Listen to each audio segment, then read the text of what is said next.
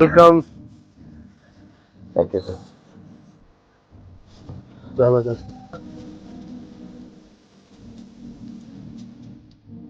IG साहब की तरफ से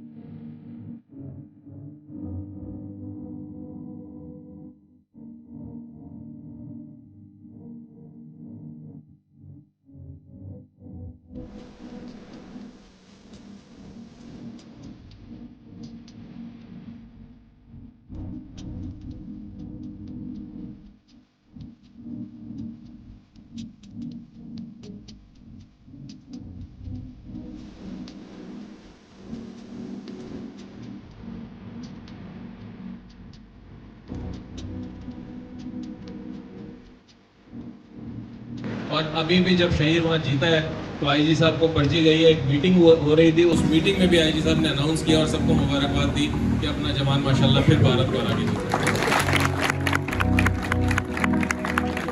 हम सबकी भी दुआ है, आप सबकी भी दुआ है और सारी दुआएं, और जाहिर है खबर भाई वालिद वालदा की जो दुआएं वो सबसे बढ़ के होती हैं, जो उनकी कोशिशें, उनकी दुआएं, उनकी मेहनत आज रंग लाई है।